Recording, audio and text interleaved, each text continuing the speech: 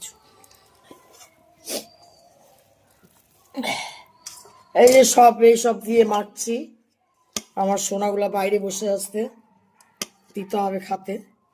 রোজ রোজ তো খাইও না, রোজ রোজ দিতেও পারি না, তাই হলো যেদিন খাই তারপরের দিন আমিষের দিনই দিতে পারি, নাহলে তো আমরা 4 দিন নিরামিষ খাই।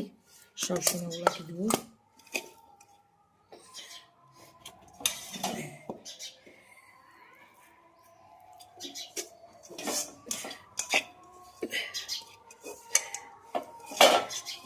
চল আমি না